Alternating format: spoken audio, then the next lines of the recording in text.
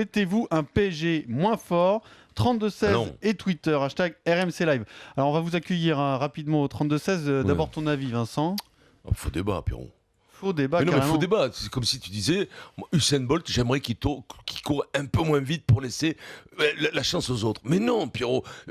La vie, ce n'est pas ça. C'est pas le salaire universel. C'est pas la compétition universelle. C'est pas le foot universel où à la fin tout le monde est premier. La vraie compétition, c'est qu'il faut que le PSG soit très fort pour que dans son sillon, les autres soient motivés, comme Lyon, comme Monaco, à recruter, à faire des efforts d'entraînement pour essayer de le faire tomber. Et tu verras qu'ils y arriveront. À un certain moment, l'OL fera tomber le PSG, ou Monaco, tu verras qu'il y aura quelque chose comme ça. Parce que c'est la vie du sport, c'est la vie du foot.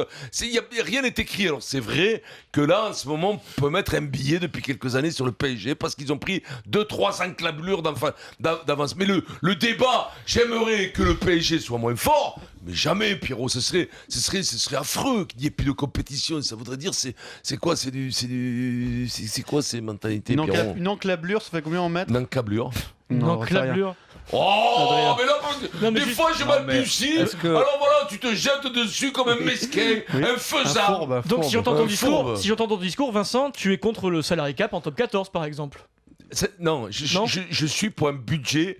Le salary cap, je m'en fous. Je suis pour un budget. Ça compte, ça limite la puissance de Toulon, par exemple. Attention, parce que c'est des économies de mécénat. Donc, attention, je te parle de la compétition par eux-mêmes. C'est vrai qu'au rugby, on n'a pas l'économie du football. Et parfois, il y a des différences qui sont énormes. Je ne suis pas vraiment pour un salary cap. J'y étais, je l'ai été. Mais tu en reviens. Mais j'en reviens parce que le mec qui se bouge pour avoir plus de budget, eh bien, il doit.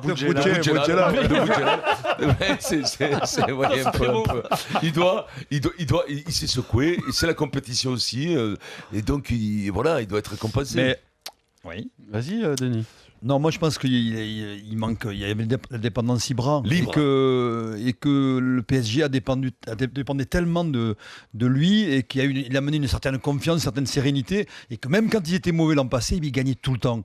Et là, cette année, mais il y a eu ce changement-là. Je pense qu'il manque le patron dans le vestiaire, et sans un patron dans un vestiaire, c'est pas la même équipe. Alors aujourd'hui, j'espère que Verratti va revenir au top comme il était à l'époque et qu'il était influent dans cette équipe. Mais aujourd'hui, le PSG, moi je me fais un peu de soucis. Mais après, c'est l'héritage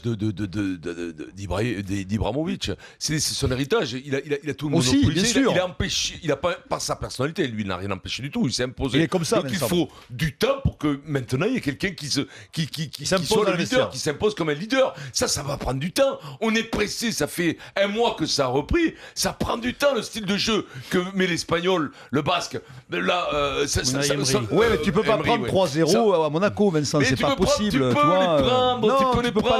C'est au mois d'août. Tu peux prendre 3-0. Écoute-moi, on a vu des Barcelone, on a vu des Madrid, des fois dans des débuts de championnat passer à trave complet. Le sport, c'est ça. T'es pris, t'es surpris. Les autres ont 15 jours de préparation supplémentaire. On sait l'importance de 15 jours de préparation supplémentaire. Peut-être des blessés, tout ça. Ce qui fait que tu peux prendre en début de saison. Les meilleures équipes peuvent prendre des fois un KO.